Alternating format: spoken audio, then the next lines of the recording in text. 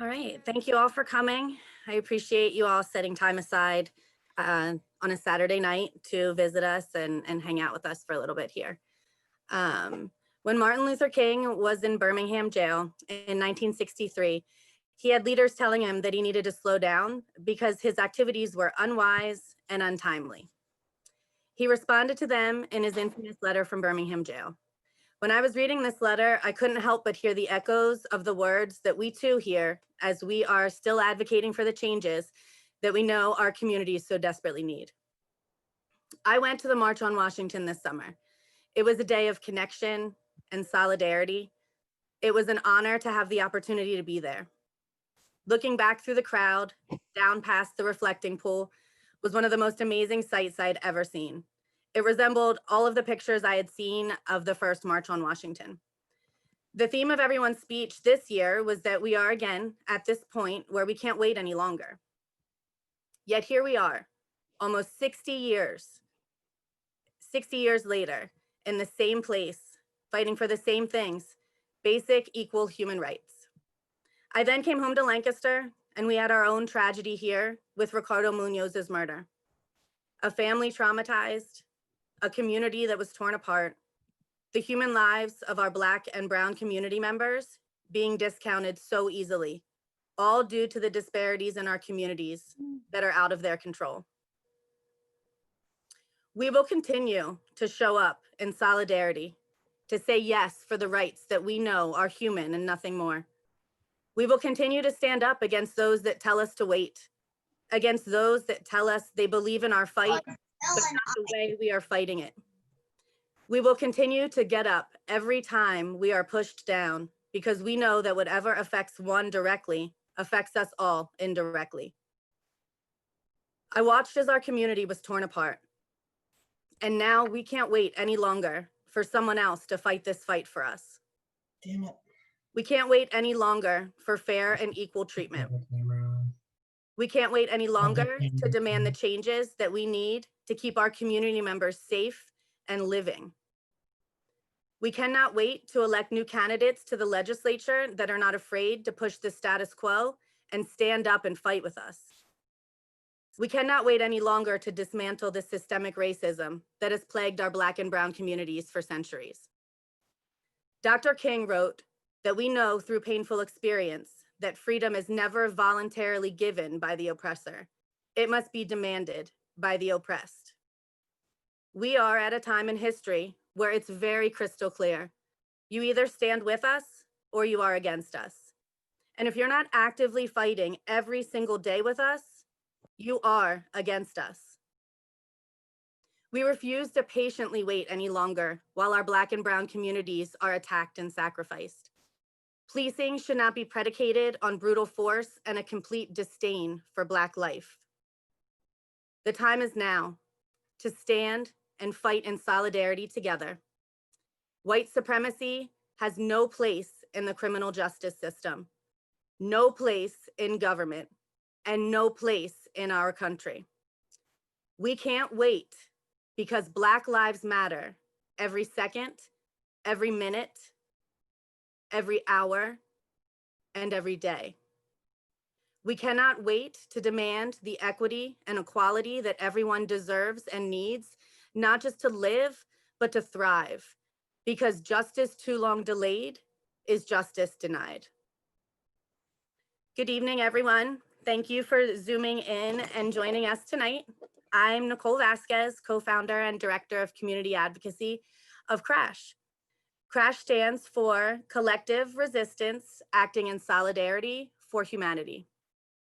We are a local nonprofit that envisions a world that is no longer forced to rely on the criminal justice system to be a solution for society's biggest health and financial concerns. We're a community movement, and we operate as an umbrella organization. Our plan is to unite and collaborate with the community to address the core issues of inequality, community education, and access to fair wages and fair labor. C.R.A.S.H partnered with the We Can't Wait Statewide Coalition and the United Way of Lancaster is bringing you a 3-part series on community education. It is, the first part is tonight on awareness. The second part is mobilization, and the third part will be on action. These will focus specifically on Lancaster, PA, the events that have occurred here in the past few months, what needs to be addressed in order to see collective change that will impact our community, and then how this all connects to the national narrative. Part 2, mobilization, is scheduled for February 13th, and that will also be at 7 p.m. like tonight. It's on a Saturday, and it will be over Zoom. Part 3 will be an action that we will plan for April 10th, and that will hopefully be in person, but I guess we will have to see how the world is at that point. And then, as Carmina mentioned before we started, in addition to this, the real state of affairs of the Pennsylvania correctional system. It's a discussion tour with Secretary Board of Pardons, Brandon Flood. He will be addressing Lancaster on April 3rd at 2 p.m. So I will go over those dates again towards the end. So if you didn't catch them here, we can also put them in the chat as well.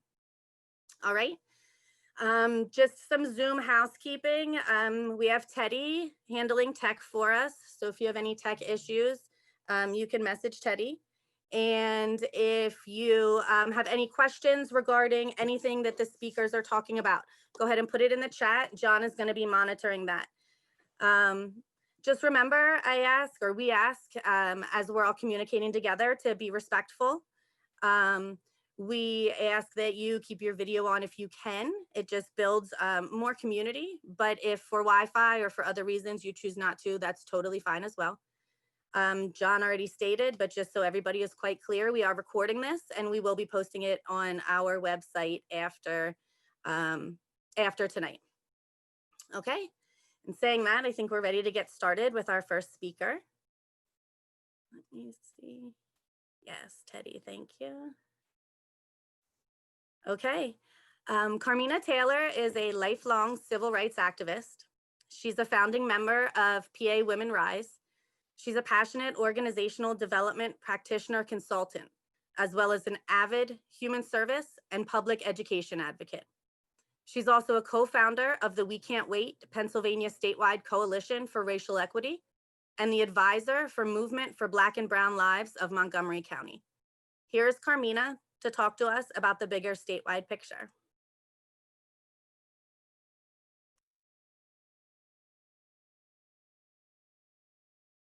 Oops.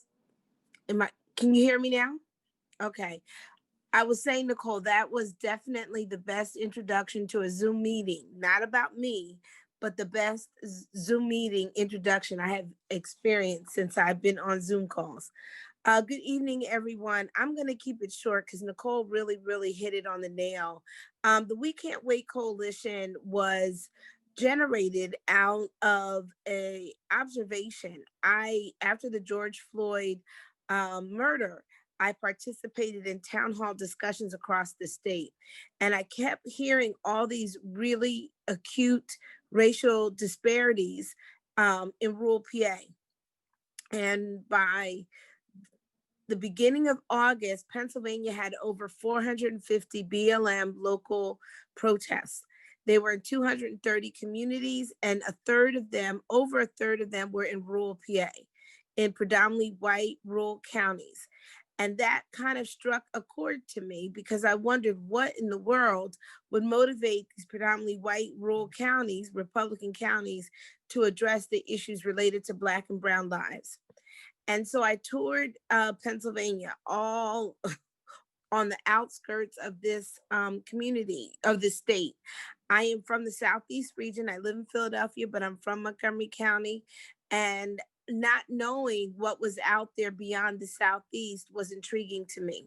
So as a result of that, we started to build coalition members of our statewide coalition as I went around the state. Fascinated by Lancaster.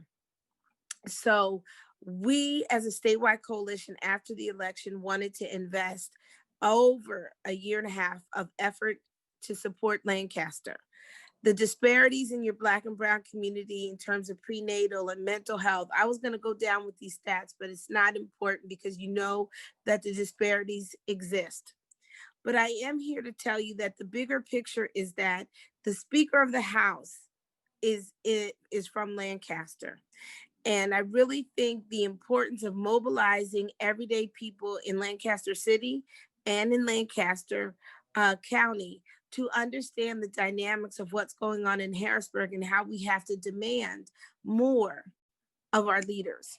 Now, even though I don't live in Lancaster, the Speaker of the House is my legislator.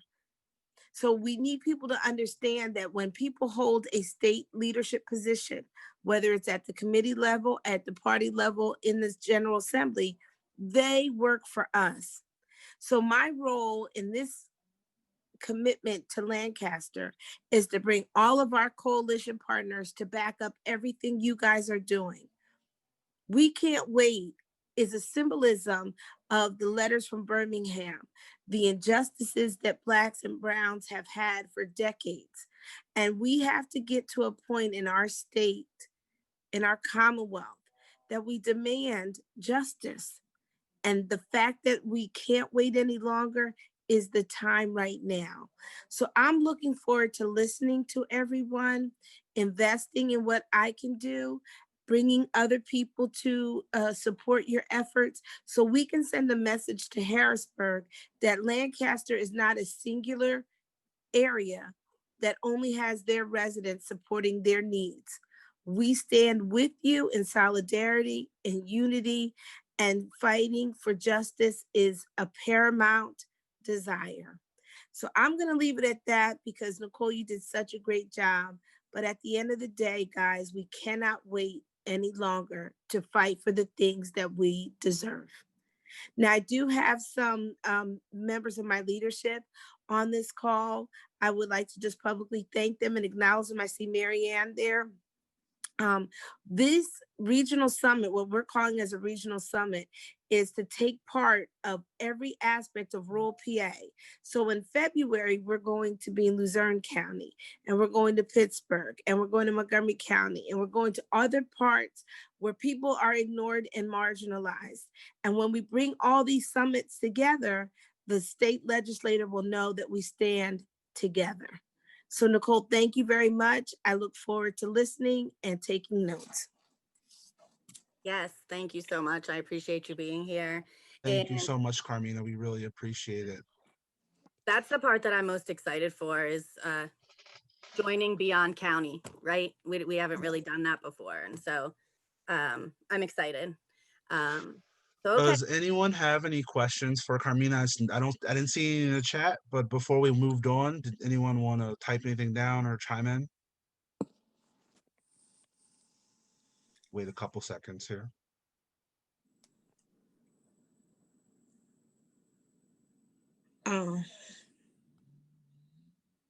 No worries. We're all getting warmed up here. This is powerful stuff, and we want to make sure. We got a great question here. John Tell wants to know, can we contact you on Facebook? Actually, I forgot to say we do have a Facebook page that is literally We Can't Wait PA Statewide Coalition. I'm also on Facebook, just Carmina Taylor. I don't mind.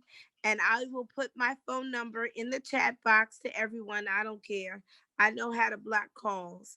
So I just want to be open and accessible to all of you and understand that it's so vitally important for me to stay connected with you. So I'll do that, John. Is that okay with you if I put my phone number in the box? You're more than welcome to do that. We have another question for you. You're popular. All right. Tony wants to know, how many other locations is We Can't Wait in? So we're based out of Philly, but I have coalition partners in Delaware County, Bucks County, Clearfield, Allegheny, all of the Northeast, North Central. So we're all over.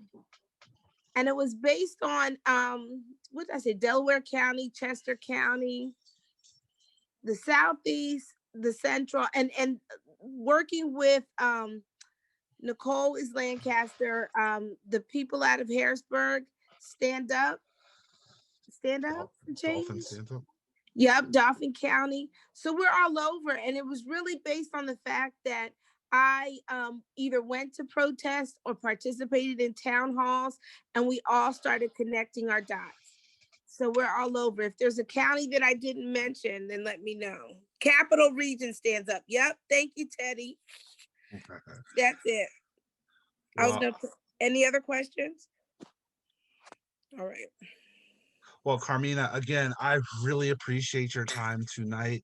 Thank you so, so much. And thank you to the people asking questions. Do not be shy. We have some awesome people here tonight, everyone. Please, please, we're here to be a resource for you. They have so generously graced us with their time, and please ask away. But Yeah. thank you, Carmina and Nicole. I will let you take over. Okay. Teddy, are you good to share?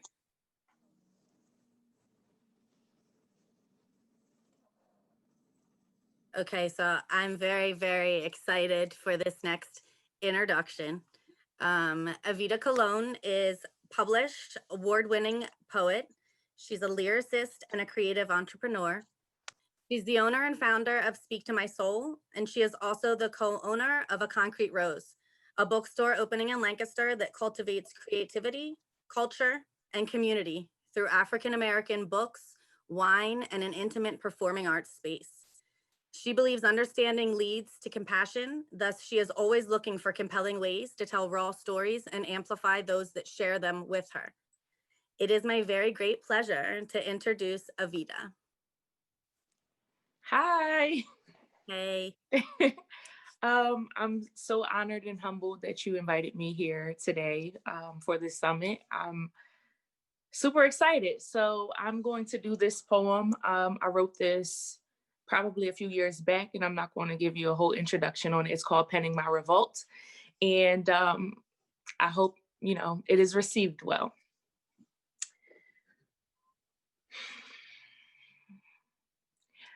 My mom was Afrocentric from what I was told. But then she got up in that church. Where did that Afro go? They said I fell too far from her tree. Like, where did that apple go? I was more concerned with the blood on the leaves. Like, where did that apple grow? Eve was exiled from eating from the knowledge tree. What did that apple know? So I tuned into my iPad at the jobs. Like, what really does Apple know? I ignore books that omit the real story, and preachers that preach lessons that really aren't for me, and stories that are adjacent to the slaughters of Mr. Voorhees, or he's that are capitalized to silence the consciousness for she, or me, or he's that capitalize off my love, whore me for more me, war's need. A woman to shake things up, lubricate the anger, Helen the danger, Trojan. White women were inspiration, Black women, they sold them to hold them in contempt until they thought we had nothing left, until they realized they needed us to raise our kids off of their breasts, off of our breasts. Melanin made us superior, so they told us that we were less. And we believed that. Changed our whole focus, so we started to see that. Told us we were nothing, now we're striving to exceed that. Been at the bottom all our lives, now we're doing anything to be that rich, all this technology in the world, and we still can't see that glitch. Damn, I thought we were smarter. The community is getting softer. Our lives are getting harder. Something's in the water. No, really, something's in the water. Esophagus deteriorating as we drink, silencing our sons and our daughters. With Flint, we didn't flinch. I've been looking at my tap a little funny ever since. The government has money, but hasn't been offering us a pinch. Governing the mint, circulating dollars they couldn't see if we squint. They ain't got time to preserve the Sambo pickaninny and the winch. They only have money to use us for arts and entertainment. Record deals are the new form of enslavement with school days, then a Spike Lee satire. It's amazing. Sally Mae has a gun to my head waiting to take deferment off her payments. How are y'all okay with your dreams being deferred like raisins while I'm waiting for mine to blow like C.R.A.S.H mode? My arms strong for taking this weight off my back so we can pick up where they say that we lacked and stack more and organize information in a strategy that's tactful. Who said organizing is easy? Black Moses says she'll kill anyone that isn't riding. So believe me, I don't feel anyone that isn't rising, because I don't see me dying at the expense of my own, acting greedy. As I elevate, I take it right to the streets. B, revolution isn't for the weak, B. Do you fear them more than you love your kids? Don't wait till it's too late to speak up and wish you did. Don't let them tell you your black fist is too big, because Judas the politician can't wait to kiss your kids and rich nicks your kids and so-called fix your kids for the growth of the nation. Taking our neighborhoods from us in the name of gentrification. We need to give back their religion in the name of elevation. The cotton is gone, but we're still men in the fields like Peyton and waiting for white saviorism to save us from their Satan, waiting for white saviorism to save us from them. The ones behind the white cotton sheets that tied Emmett to the cotton gin. The ones that imprison us to make the clothing that they put that cotton in. The ones that beat us with batons again and again. The ones that act like allies to infiltrate the minds and souls of friends. The ones that won't sponsor me because of the truth bleeding from my pen. Then again, I don't give a what. They judge the way we act, but never tried to live with us or even sit with us. You can't abuse, use, and exploit and try to sit with us. I'll make my own damn table, the jig is up. And I'll keep excavating the truth as they dig us up. So dig us up and tell the world what you really did to us. Thank you. Thank you so much for that, Evita. Oh my goodness. That was powerful. Thank you. I Go, appreciate girl, that. Thank go, you. girl, go, girl, to the Southeast. I'm hailing you, girl. You're awesome. Thank you. Sorry, John. You don't gotta be sorry. No, and I want to take just a minute to like let that resonate. Every time I hear Evita, there's so much that I want to process. She is amazing. So we're gonna take just a minute before as Teddy puts the next screen share up, and I'm just gonna keep it quiet so you can process a little bit what she just said. And Evita, I love you. Thank you so much. Thank you. I love you too. Thank you so much. You bet. And that poem, someone asked where you can find that poem. I think it may be on. I'll find the link if I do have the audio of it. But I'm in the process of re-recording a lot of old pieces, so I will let you all know. I was trying to look for I have your book, your other book here, Speak to My Soul. Yes, and that is actually in there. Yeah. So do you have a link to that? Can you put it? I do not. I'm actually going to re-release that in a hardcover. So just look out for that like early 2021, and everyone will be able to access that. So I think you probably grabbed like the last copy of that. Yes. And when does A Concrete Rose open? We are aiming for summer of 2021. We start building, renovating next month. So we'll have time to with COVID and everything like that, we're not trying to put an exact date on it because anything can happen, but we are aiming at the latest for summer 2021. Awesome. All right. Thank you so much. You bet.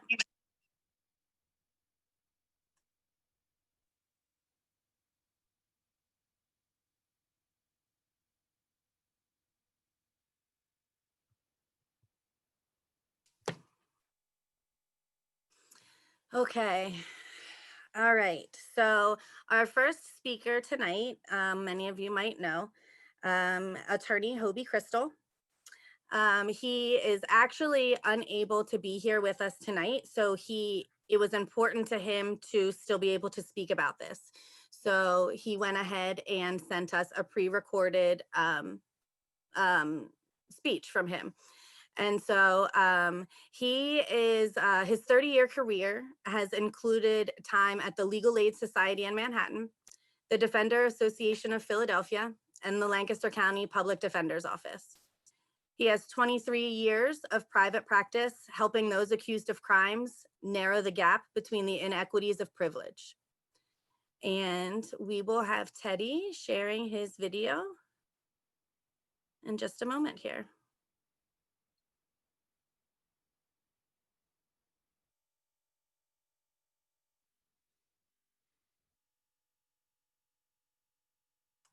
I can't hear it, Teddy.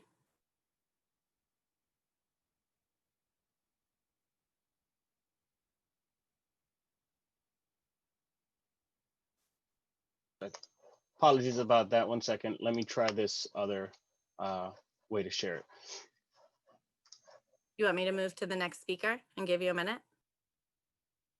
Okay.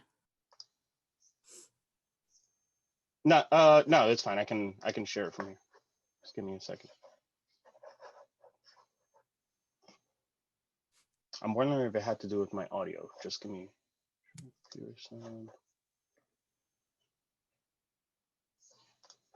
good evening, All right, let's try this again. Hey, good evening, members of C.R.A.S.H. Thank you for inviting me to be part of your meeting. Nicole had asked that I speak briefly about criminal justice system in Lancaster and our community. I've worked here for, 25 years in January. And, some of the things that you guys have been talking about, I had a long conversation with John back in June on issues of criminal justice reform, on issues of bail and the inequity of bail, on issues of, systemic racism embedded in the system, on a national level. And we continue to accrue facts on the ground as events occur around us, making this change, criminal justice reform, more and more inevitable and more and more necessary as other societal factors are just crashing down on us in a way that puts stress on the seams of the community, which is where power and injustice interact in the criminal justice system. Because when power is challenged, arrests are made, as we saw May, June, July, September in our community. So I can tell you that while things are changing, there is still great inequity based upon number one, cash bail, based upon number two, the fact that people are disproportionately targeted, prosecuted, and punished based on the socioeconomic factor, which is a high correlation with essentially being persons of color. And y'all are aware of that for sure. That's why you've got this group. I applaud what you're doing. I'm interested in hearing more as it develops. And I'm interested in being a resource to help as someone who has experienced the system on a first-hand basis for a long, long time. So I can say briefly, I can sketch some things out that I think are helpful. One of the big problems that we've experienced over the last 6 months and we've seen not only in the local community, but across the nation is the fact that we have police who are trained as warriors and not as guardians of the community. We have police who are not trained in de-escalation, police who are not trained in collaborating with mental health professionals to achieve solutions rather than just punishing individuals.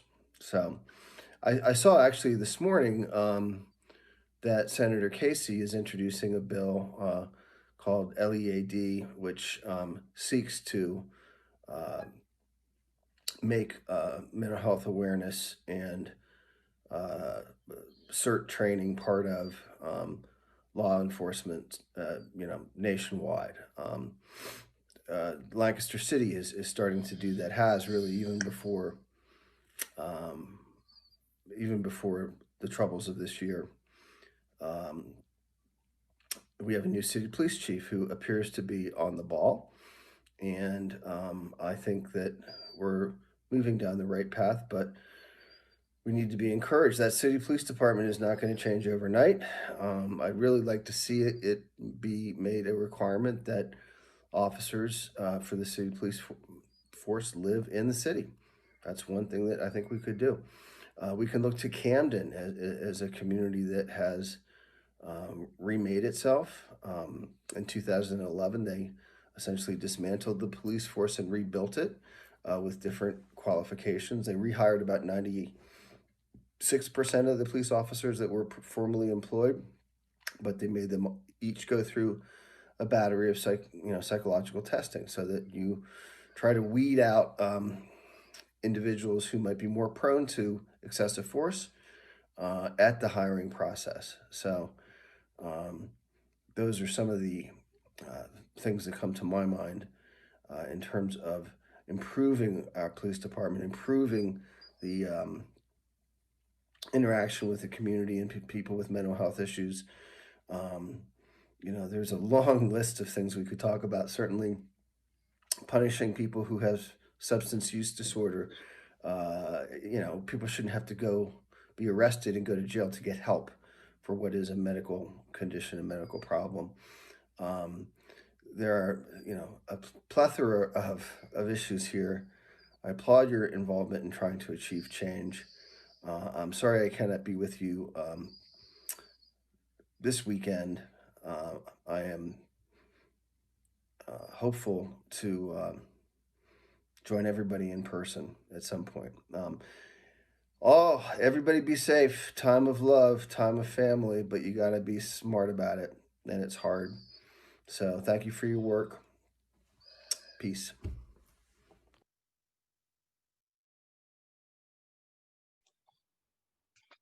Okay, awesome, awesome. And since Hobie's not here with us today, I'm going to pick up the interactive portion of the public safety discussion. I am a criminal justice major, Lycoming College, class of 2012. Also the founder of C.R.A.S.H here out of Lancaster County, and I'm actually a former correctional officer from the Lancaster County Prison. And the big thing that I wanted to relay to everybody here that we could definitely talk about later, we can definitely talk about in the breakout session, is we need to reclaim our perception of what exactly public safety is. Because the better part of the last 50 years, half a century, we have been told this idea that our safety involves a militarized police force, lots of systems of incarceration and monitoring. What we know to be true is the decrease of criminal activity as we deem it has actually not been because of law enforcement as an entity. There's actually been fluke things that have happened, whether that be technological advances, whether it be just through simple DNA, the things that were going on where America was at the peak of its most violent crime from the 70s to the 80s. Those things have been corrected from remedies that did not involve law enforcement. So what we try and strive to do as C.R.A.S.H is continue to push this perception of what is actually keeping the public safe. Are you safer with the Lancaster City Police Department having access to militarized equipment? That's reactionary. What are the proactive steps that these different agencies, whether it be the Sheriff's Department, the state police, or the city PD or municipal PD, are using to keep citizens of the general public safe? Are they looking into these mental health disparities? Are they looking into the financial disparities? How are we being proactive? Because we've been taught over the years that the scary person around the corner is the drug dealer or this Black or brown person. We've been taught from 1920 to about 2000, this Red Scare of like, there's cold. And what we have to make sure that we understand is that the interest of the public is proactive, and does not always involve the courts, the policing, or corrections. And I wanted to make sure that that was said. And if you guys have any follow-up or questions, I'll be more than happy to answer.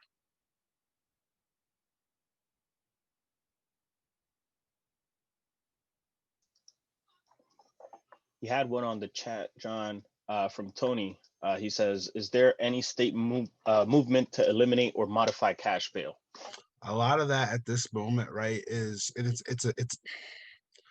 there are people who are trying to get legislation to stop it. Yes, there's not a ton of traction. What you're seeing in different counties, more like your bigger areas, whether you're talking about Philadelphia, Pittsburgh, some of your bigger cities, they have these bail funds.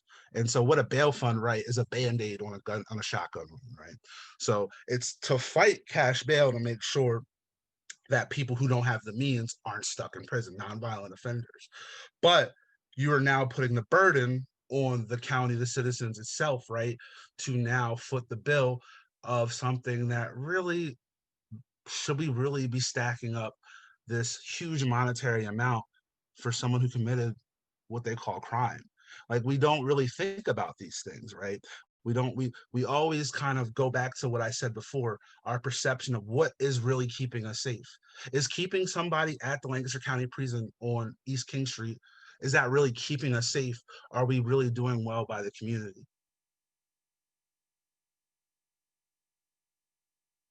John, I'll touch a little bit on some criminal justice impacts of income inequality upcoming, but one thing I want to just mention on cash bail so people understand how that functions and the purpose of it. The purpose of cash bail supposedly is to make sure people show up to their court case. And so the idea is that the reason it has flexibility is because it's supposed to be the bare minimum necessary. You only have to post 10% of the actual amount that's designated. But what Hobie referenced earlier is what we saw this summer. So we saw protesters with exorbitant amounts of cash bail, $1 million, but they have to pay $100,000. We also saw when the police rounded up 18 individuals in Binns Park under the auspices that they were cleaning the park, which is what they were told to do. And then the police arrested 18 individuals, mostly small, petty amounts of drugs. And one of them, just high on K2, had $1 million bail. Now, is someone who is living homeless on the street, who has an addiction challenge, which is a health issue, are they going to be able to post $100,000 on $1 million bail? Also, are they actually a flight risk? So just to understand what we actually had was a system that was supposed to be one thing and has become punitive based upon the fiefdoms of judges who have their own personal proclivities around what they think is right and wrong, used as a way to send messages that has nothing to do with what that vehicle is supposed to be used for. If the tool isn't used appropriately and the tool isn't used effectively, then the tool shouldn't exist. Thank you, Kevin. I appreciate that. Okay, we are going to move on to our next speaker. Teddy, can you? Yes, you rock. Okay. Emily Harnish is a primary care physician assistant who works at a family medicine office in Lancaster. Through medical training in a variety of settings, including a federally qualified health center serving primarily immigrant and refugee populations, a free clinic serving low-income patients and those struggling to find housing, and rural hospitals and academic medical centers, she has seen firsthand the ways that medical systems can either reinforce existing disparities within communities or, at their best, empower people to live safe and healthy lives.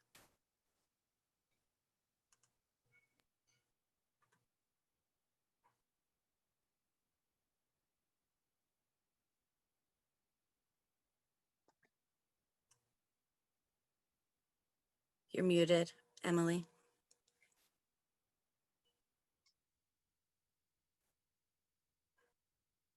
All right. It says my video is stopped. I'm not sure.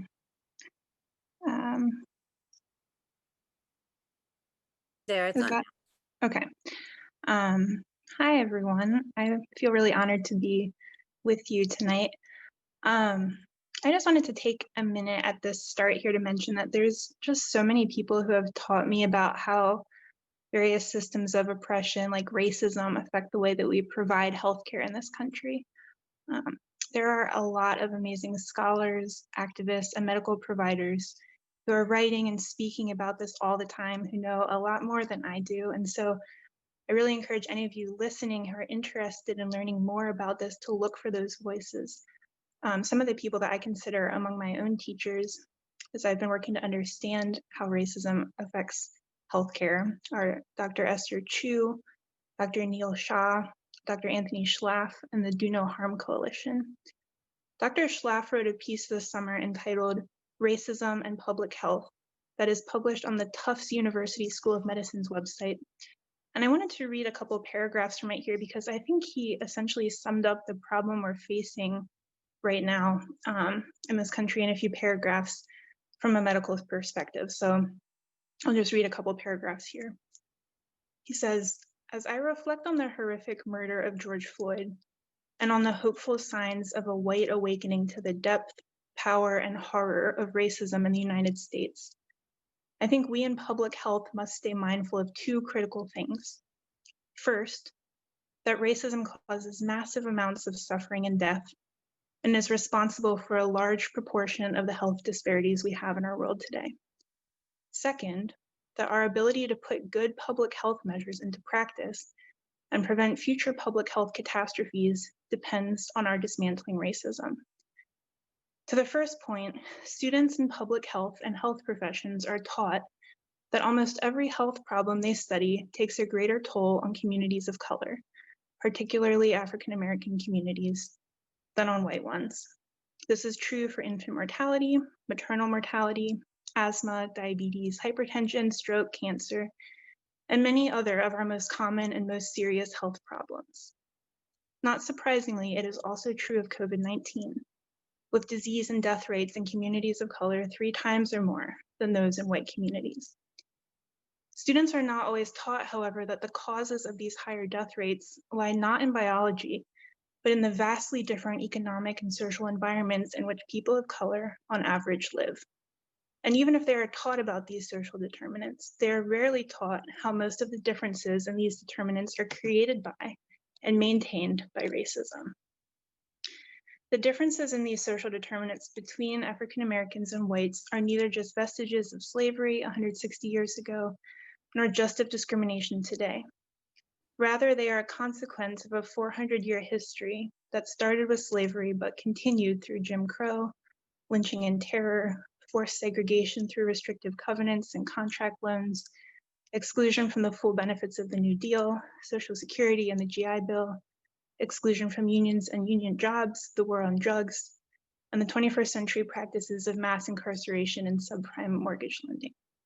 All this, essentially organized, sustained, society-wide theft from people of color, results in the 92% wealth gap that explains much of the health inequities we see today.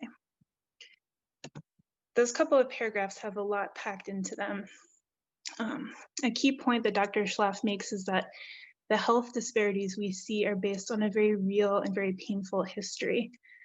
And so when we zoom in from the 400-year history that he mentioned, you can look at something smaller. So when we think about, for example, people of color who are killed by police while in the midst of a mental health crisis, we know that that single moment of tragedy doesn't just spring out of thin air, but it has a history. In this county, the 2019 Community Health Needs Assessment, compiled on behalf of several local hospitals, including Lancaster General, UPMC Lidditz, and WellSpan Ephrata Community Hospital, noted that there were, quote, high rates of poverty, particularly for minorities. In 2016, 28.3% of Latinos and 28.8% of Blacks compared to 8% for whites, and large income disparities between whites and non-whites.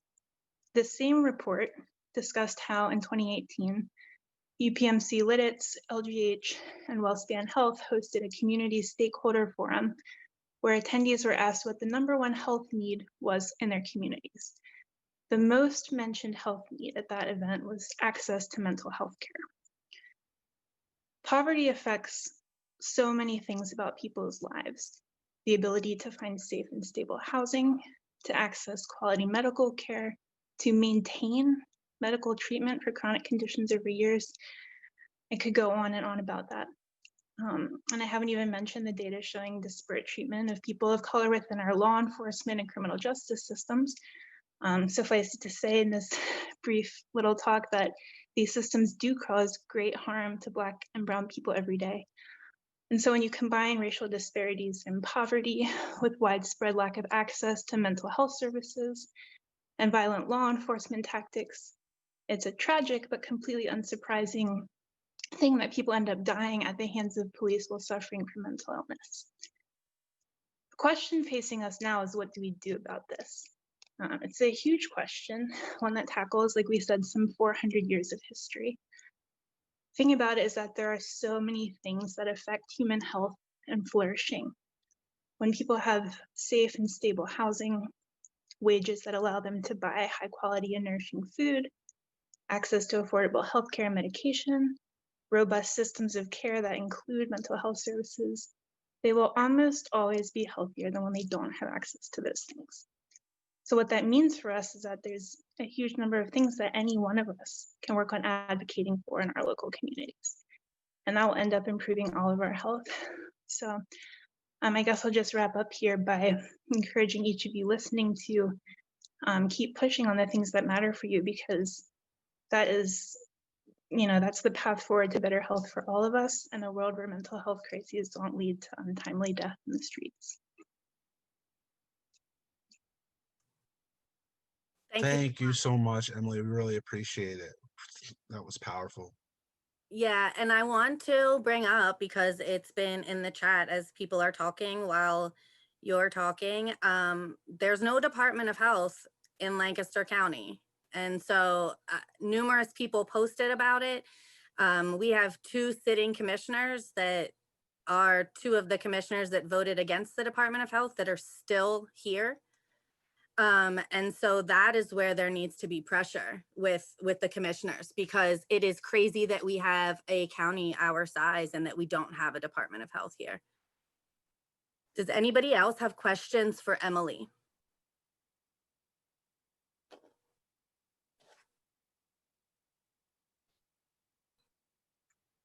Yeah, what were the names of those individuals that you had stated earlier in your talk? The only one I got was Esther Chu, and then the Do Not Harm Coalition. Mm-hmm. Like, yeah. Yeah, so the other names I mentioned were Dr. Neil Shah and Dr. Anthony Schlaff, SCHLAFF. I've heard Dr. Schlaff and Dr. Shah speak in person. All 3 of those physicians really, have really taught me a lot of things that I didn't get in my official medical training. So I try to pay attention to what they're saying. Would you be willing to type those names in the chat so that anybody who didn't get to write them down will have them to reference them? Yeah, let me figure out how to do that. I'll work on Are that.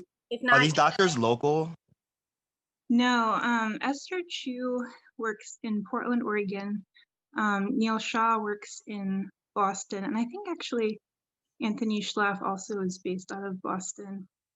The Do No Harm Coalition, I did a street medic training with them.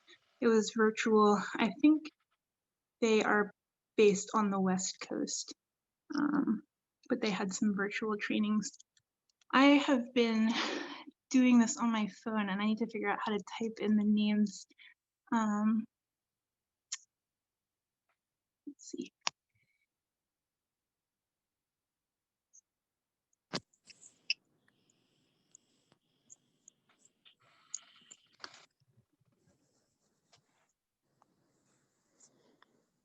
We do have a question here for you.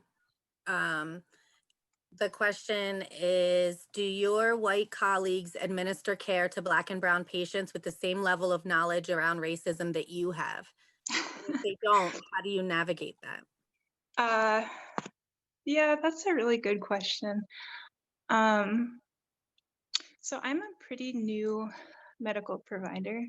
I only graduated last year, and I have been kind of discouraged by the lack of knowledge and understanding that a lot of medical providers have about racism and sexism and LGBTQ people in general. And I'm still trying to figure out how, as someone who's like very early in a career that's really hierarchical, how to talk to providers that have been working a lot longer than me about what I see as big blind spots in their practice and their understanding of the world. I'm not sure all the time about how to do that well, and keep doors open to things. So yeah, it's hard. I think it's also an important time that we need different programs in all different places, including with doctors and hospitals, with healthcare, Yeah. with mental health. Like everybody needs trained, right? Trained and Yeah. educated. Everybody. It needs to be ongoing. It needs to not be a once and done thing. And so I think that that's the important thing, is that so many different places are pulling in different organizations to consult with them, to train them, to strategically plan with them how they can be more equitable. And so I think that that's something that maybe you'll be able to gain just from this relationship here, Yeah. is Yeah. some resources to be able to share. So I appreciate you very much speaking with us tonight and spending time with us. It's very nice to meet you. Yeah. Thank you so much for having me. You bet. Thank you, Emily. Thank you so much. We really appreciate it. I see there's a couple more questions, but we're gonna keep it moving here, folks. We'll definitely revisit this topic because it is a hot button issue. I see it here. We definitely need to probably have another town hall just based on this alone. So we see it, and we will continue this conversation. Emily, we really appreciate you. All right, Teddy, please. All right. Next, we have Kevin Ressler. He has spent his life seeking ways to bring about peace and justice. He holds a Master's of Divinity from Lancaster Theological Seminary. His personal journey increasingly interacted with the realities of poverty and its negative influences. He's a writer, a speaker, a board member, a community volunteer, former executive director of Meals on Wheels of Lancaster, and current president and CEO of United Way of Lancaster. And somehow this still feels like I did not say enough for everything that Kevin does in this community. So thank you, Kevin, very much for joining us tonight. And I appreciate you sharing your knowledge with us. Thank you. Thank every single one of you for being here, for taking time out of your Saturday nights to try to find ways of making a better world. And I deeply appreciate it.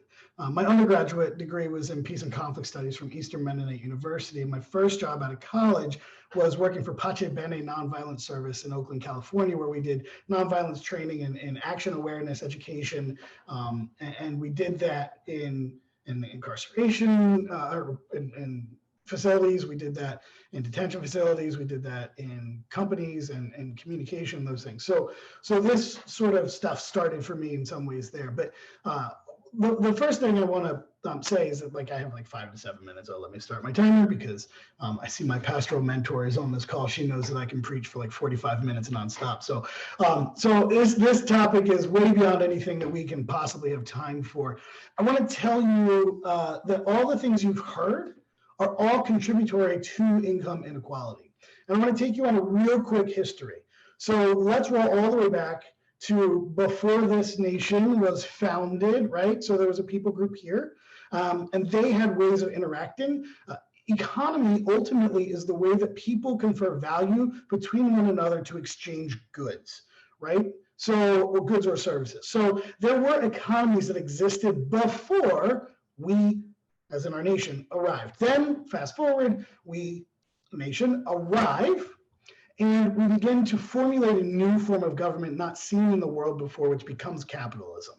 So at the beginning of our nation, our purpose was to create, yes, religious freedom, but really it was to create a way for people to exchange in this economic exchange in a way that they had access, because back in Europe, the white Europeans who came here often didn't, right?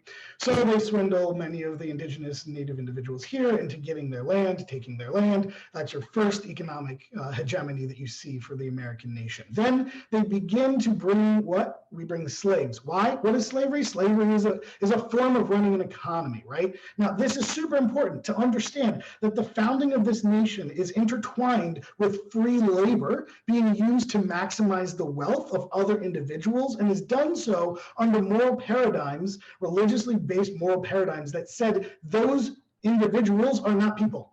Those natives are not people. Those people who are enslaving are not people. And so, you know, We remember all of our history, which is probably poorly taught, but so let's remember a couple of really key points. So first of all, right, when you hear someone say that all men are created equal, right, that document meant landowners, again, economy. All of this stuff is economy. It didn't even include all white people. It certainly didn't include women at all. And anybody whose skin wasn't white, right? One drop rule, part of your history, right? Literally, one drop of non-white blood excluded you from being considered white for the vast majority of this history. So America is a story of economic exclusion, right? The only reason that we, as we watch history, the only reason we increasingly include more people become white, right? Like Irish weren't white, Italians weren't white, Catholics weren't white, Jews weren't white, right? Why do we increasingly include those people? Because population is changing. Everything is about power, the acquisition and the maintenance of power. And so the exploitation shifts over who is the victim as more people become considered white. Who's never considered white? Non-white people, right? So black and brown bodies are never considered white. We go through 3/5 and all of that stuff, and we eventually get suffrage. Now, throughout all of that history, I want to mention a couple of very important things for us to understand why we are where we are, and then I'll get there really quickly. There are, throughout this entire history, we just talked about health disparities, right? I want us to be very, very, very clear that this summer there was a whistleblower who talked about the fact that the United States government, through ICE, was forcing women to have hysterectomies and then deporting them back to the nations of origin that they came from in 2020. In 2020, we are forcing hysterectomies on brown women and then deporting them. Right? That's not the only time we've done that in this country. In fact, between 1997 and 2010, 1,400 women in California, through the prison system, were given forced sterilizations. From 1997 to 2010, 1,400 women in the United States. This is not a far-off history. The first eugenic sterilization law was passed in 1907 in Indiana. 30 states very quickly ratified this. Most of those stayed on the books until the 1970s.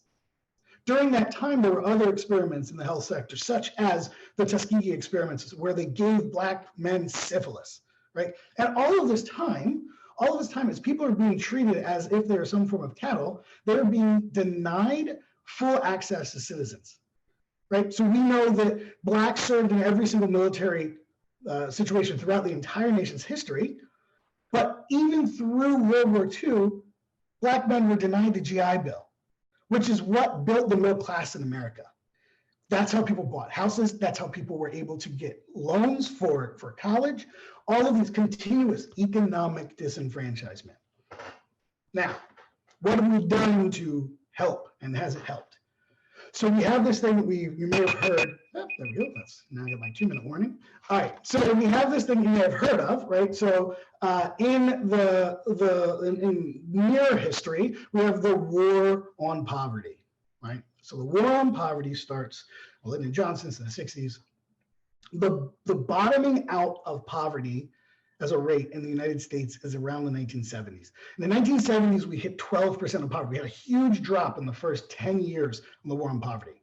This is when we begin to see various forms of social safety nets that we know today as welfare or some form of social safety net. The poverty rate from 1970 hits around 12%. Today, the poverty rate is around 12%. We have stagnated in this war on poverty. All of that time, what we have done is tinker, tinker, tinker with welfare programs, generally as a way of trying to get people off of welfare programs. A couple of really important points. So I'm going to actually, real quick, before I go further, throw a couple books at you. I didn't talk at all about global poverty. It's a super important part that has to do with all of this. This is my favorite quick flip through infographic. It's called the Penguin State of the World Atlas. There's a whole bunch of editions. A new one comes out in February. It's a really great, easy way to just see where the state of the world is. The other one I'm going to really quickly talk about is the economics of poverty and discrimination. And I'll put these in the chat afterwards. A really fascinating book. Understand this is always, when we talk about poverty, it's all about economics. And it's not just about dollars and cents. Economics of social issues is another one. So in the economics of social issues, what you'll learn about if you look at that book is markets, the free market and all this stuff. Education, right? Education is always talked about as the great equalizer and the way in which black and brown people could get their ways out. Just yesterday, LNP published an article that talked about the fact that the two poorest school districts in Lancaster were shortchanged $1.5 million in the latest coronavirus relief, right? Now, what does that mean? That means that they used a formula based on population as opposed to taking into account a formula which we now call the fair funding formula, which takes into consideration poverty and other issues. If we used the fair funding formula, we would have received for the school district of Lancaster $2.3 million. Instead, they got $850,000. Columbia, $395,000 is what they would have gotten. $217 is what they got. What is unique about those two schools? They are our black and our brown schools. Now, what else? Police reform was mentioned earlier, right? It was a thing that Hobie mentioned when I ran for mayor. This was one of my central points. Police officers should be inside of the community. Why aren't they? The reason they aren't has to do with union contracts. Attack union contracts as much as you can. But more importantly, what we need to understand is the history. In the 1960s, there's a thing called white flight, 50s and 60s. White individuals are leaving urban areas and going and creating the suburbs, right? This ties into the GI Bill that was denied blacks.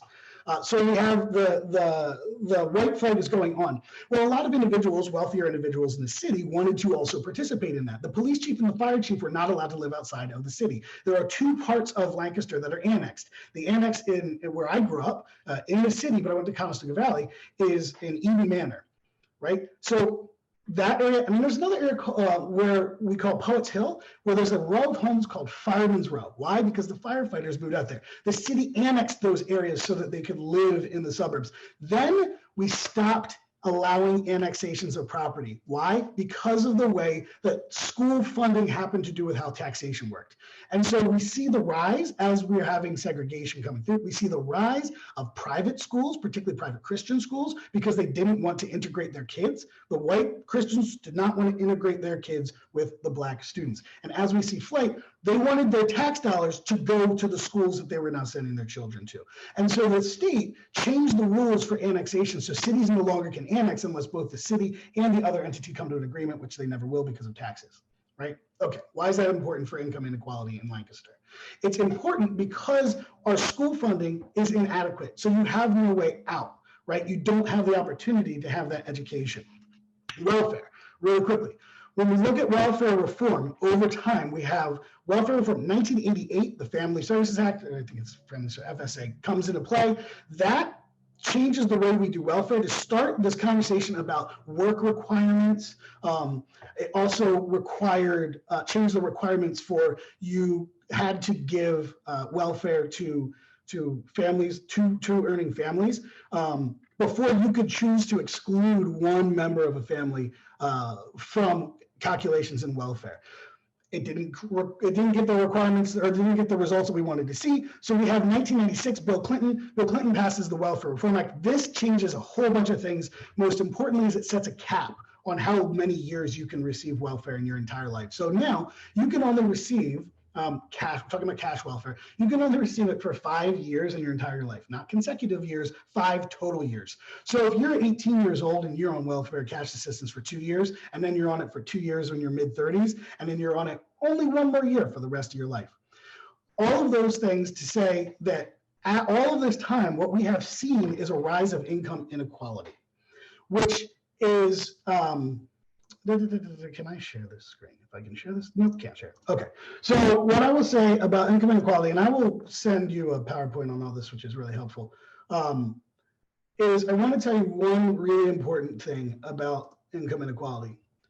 When we started tracking this in 1967, the 10th percentile limit for income, the lowest 10th, made $10,900 a year median.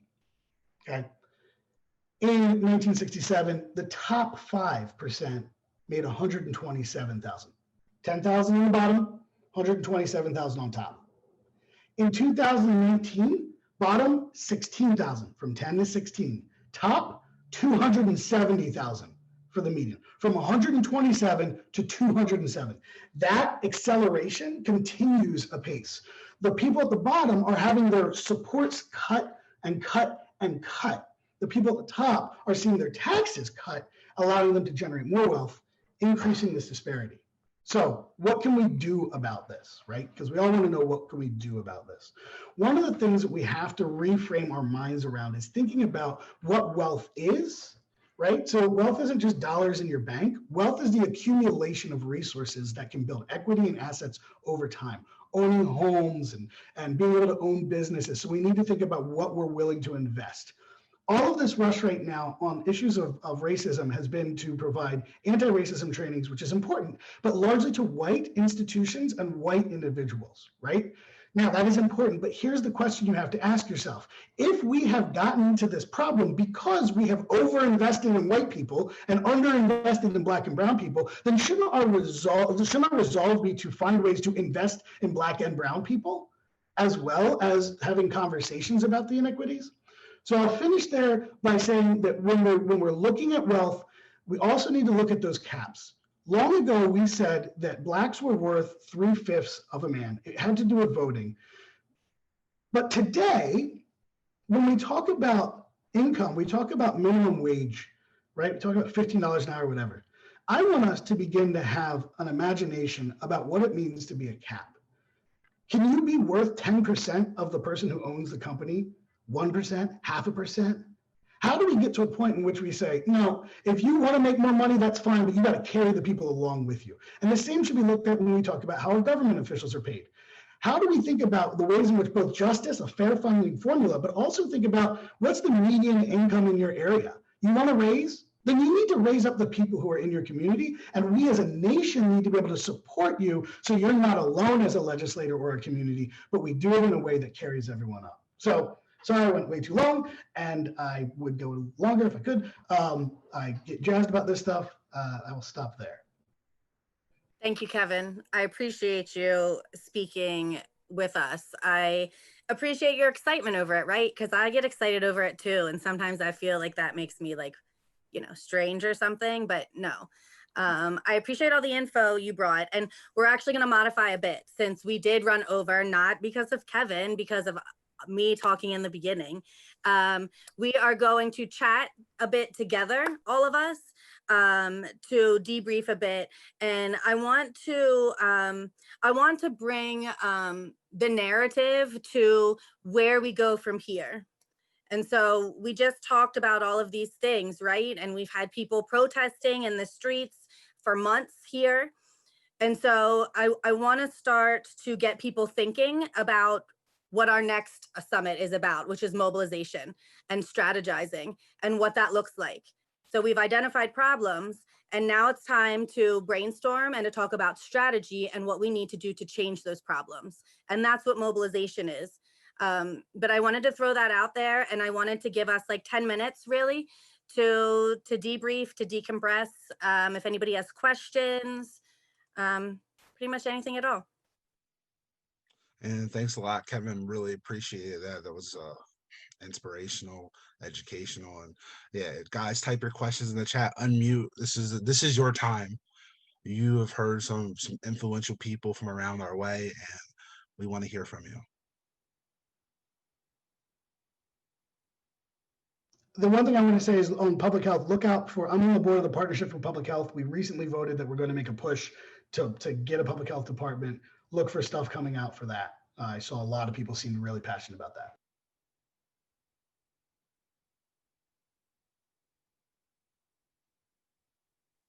Kevin, can you type the titles of those 3 books again in the chat for us? Yeah, thanks for the reminder. Also know that I did see that Stacy posted the commissioner's contact information. I mean, a very, very easy next step would be for everyone to reach out to the commissioners and let them know how much Lancaster needs a Department of Health. It's not a required step, but this is a step that if I know you, I will probably follow up with you after this and ask if you did it. So just a thought. I do have to say that this has been great. I thank you all speakers and Nicole and John for putting this together, because the information is very valuable and very much needed at this time. We have to continue to have these conversations so we can continue to build better and more long-lasting results. But thank you. Thank you, Teddy. We appreciate you. Super important thing about public health departments, by the way, because Lancaster doesn't have one, is that the COVID vaccines will be distributed based around the recommendations of public health departments. We don't have a local one, so we will have that decision made externally. So when the county commissioners tell you they care about local control, then tell them they should have local control. It's also really important for us to understand on the health disparity thing that we know that those vaccines need to be distributed in ways that are equitable and focus on disenfranchised communities. And without a public health department making those decisions, you're likely not going to see that as your distribution method. We also are bringing up something that is very important that I feel like I preach about all the time, but it's accountability, right? Like talking to the commissioners, it's their job. I just saw Dante say something that I think you've been reaching out and they haven't answered. Like keep reaching out, bug them, call them every day. It's what it takes. Scott Martin's, they probably don't like me at that office because I've called there so many times and I don't get called back for a while, but that's part of what we're here to do. So keep calling, writing, emailing, sharing it. Sooner or later, enough pressure is given that they start to answer when there's enough of us that are doing it. And we've already seen that happen with other things that we've been able to change here. So definitely reach out because not having a Department of Health here is terrible. It would have changed so much in the tragedies that have already happened here. So it definitely is something that is so greatly needed. And the fact that we have two commissioners sitting there that are still against it is crazy. So Teddy, can you go ahead and share the two events that we have for the future are coming so everybody can see it and we can, I want to stay conscious of everybody's time. Nicole, Tony's got a really great question for you in there. John and Nicole, how do we get focused on the policies that will impact the three issues mentioned in the discussion: healthcare, public safety, and income inequalities? John, you want to answer first or do you want me to? Yeah, I mean, first of all, tonight's the start, right? It's part one. It is getting out there and figuring out what are the core issues, right? And really nailing those down. So once we kind of hear from everybody here, now it's then taking that and putting the action plan behind it, right? So it sounds like the common theme I keep hearing is we need to petition the commissioners about getting this public health committee back, right? And then that's just one aspect of it. That there's so many more facets. It's a very layered response, right? And so we're talking about now getting into public safety and income inequality. So now you're looking at a decades-long fight right here within the state and the federal government. And so you kind of have to look at it from, we have to, and then I'm actually going to get into this at the end a little bit, so I'm not going to hammer too hard on it right now, but we do have to educate the community. And that means expanding outside of this, our own little groups here, and actually touch the people who need to be touched. And from there, mobilizing them to then understand, okay, here, I'm a citizen here. What rights do I have? How can I make sure this doesn't happen? Letting them know that you have to do so much more other than just voting. Voting is literally one tool in their tool belt. And so it's a multifaceted plan that we're got to be in for the long haul for. I agree. And I'll just go over these next two slides and then you can go ahead with the information that you have, because that's what I think everybody wants to hear now. So I just wanted to put these up again. No, please go back. For everybody to remember, part two of this summit is Saturday, February 13th. It'll be on Zoom again. And we will be talking about mobilization and strategy and how we need people protesting in the streets because they put pressure to allow our people into those boardrooms where we can change the policy and the laws, but it needs to all be connected. And then part three will be an action planned for April 10th. And then we also have the real state of affairs of the Pennsylvania correctional system with Brandon Flood on April 3rd. So please look for those. We will push them out on Facebook and they will be on our website as well. You can go to the next one now, Teddy. I wanted to just thank a minute to thank the United Way of Lancaster and the We Can't Wait Pennsylvania Statewide Coalition for joining with us tonight to bring you this summit and to make Lancaster a part of the bigger picture, right? Like there's 5 regional summits happening, and I'm really excited for Lancaster being a part of that picture, and what it looks like for our legislators when we start coming together over county lines. I'm really excited. So I want to thank our speakers as well tonight. I want to thank Teddy for doing our tech, and John for being my partner. All right, go ahead, John. Nicole, listen, I'm going to take this moment to just shout you out and just praise you. This would not have happened without you. I'm going to give you your flowers every day. You are an asset absolutely to this community. You deserve that big smile I see on your face right now. And where we're at today, we would not be here without you.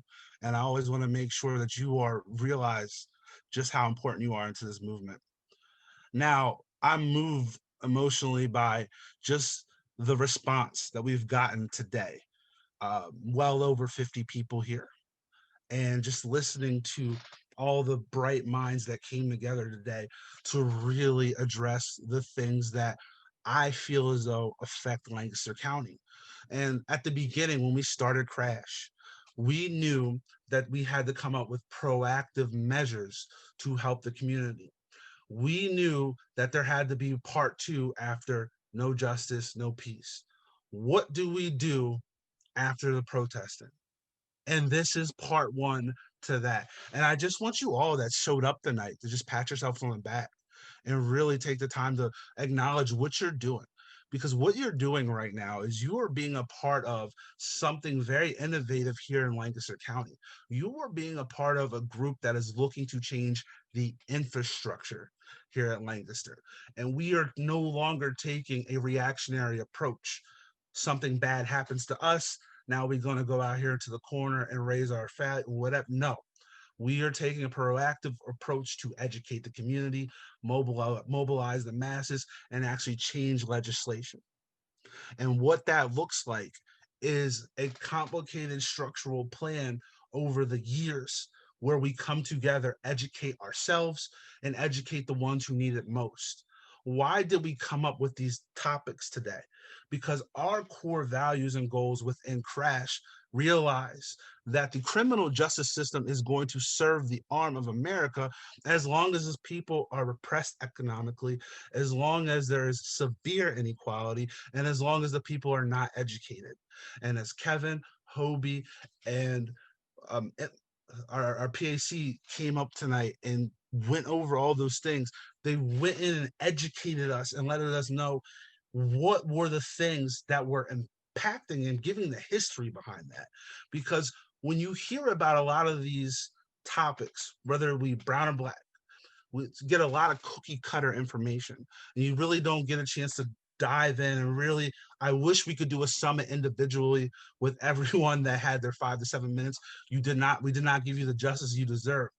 But what we will do and how we will commit to that is to continue doing summits, virtual town halls, and we are just super proud of everyone that's came out here tonight. Lastly, what I wanted to tell you guys is how C.R.A.S.H will continue this fight going forward. Our very first initiative coming up in 2021, we are going to proactively collaborate with several nonprofits and grassroots movements and talk to the top 5 banks CRA officers here in Lancaster County. Now, for those of you who are not understanding what the CRA is, it stands for the Community Reinvestment Act, and it came into federal regulations in the 70s. And what happened, as Kevin, I see you nodding your head, as what happened was throughout the years when we talk about the great migration from Jim Crow South up to north of the Mason-Dixon line, there was this thing called redlining that kept Black and brown people out of white neighborhoods. It's really before this white flight that Kevin so elegantly described. This why white people stayed in urban areas for as long as they did. So what happens was Black people couldn't move to other parts of their cities, whether that prospective city been Chicago, Philadelphia, New York, whatever. And so over the years, the banks were adhering to this systemically because they weren't lending to Black and brown people. So the C.R.A. Act has kind of gone through the motions over the last 40 years, And so what we are going to do is there are 5 banks in Lancaster County that control 70% of the market share of all the deposits here. They're Fulton Bank, Effort National Bank, PNC, BB&T, Truist, and the last one is Wells Fargo. We are going to hold their feet to the fire to make sure that they're serving the deposit and lending needs of the Black and brown people. That is our first initiative, and that helps us look at, okay, are the economic needs of the Black and brown business owners and consumers being met? And how can we make those, improve those things? Next, we are going to continue to do educational summits like this, and we will do a quarterly virtual town hall. And at the end of COVID, we will get back in person. But the stronghold, our strength is educating the people, getting out here and teaching them what their civic, social, and civil rights are. And a person who is equipped with the tools to go out there to mobilize and take action is a person who is not dangerous. I don't want to be cliche, but they are an informed person that is able to make sure they are being served. Because right now we have so many institutions that are adversely serving the needs of the people here in Lancaster. Today, and finally, what we did was the first step of reclaiming the narrative of our fallen brethren of Ricardo Muniz. On September 13th, 2020, a man was murdered, period. What we learned over the years was the county and the city tried to reclaim that narrative, shape it in a way that, oh, people were responding negatively and now we had to arrest them. Oh, the officer didn't do X, Y, and Z. No. Period is a Black/brown person was murdered by the state, and we failed his mental health needs for the better part of a decade, and that is the narrative. What I want to ask you, as you've listened to Kevin, as you listen to Hobie, as you listen to Emily, as you listen to Evita, as you listen to Kamina and Nicole, whose lives really matter here in Lancaster County? I really want you to think about that. Think about all the data you've heard. Think about the stories, the history you've heard. Think about the infrastructure that's already in place. Whose lives really matter? And why is that a problem? I thank you so much for your time tonight. I look forward to seeing you guys for part 2 of the summit. And I wish you all a wonderful weekend. Real quick, I just want to say one thing that you all should know. United Way is going to be relaunching Project Blueprint. What is that? It is a training program for Black and brown individuals to serve on public and nonprofit boards. So, helping make sure that people of color are in the positions of influence and opportunity is very important for this. Thank you, everybody. I appreciate you all being here. We stood true to time. It's 8:28. I'm so impressed with that because I stressed the whole time we were over. So it's been great. I look forward to seeing you all at the next summit. Please, everybody, reach out to those commissioners about the Department of Health. And we will also have this recording up on YouTube and on our website. All right. And the Facebook. We'll get this on the Facebook. All right. Sounds good. Thank you, everyone. Have a good night.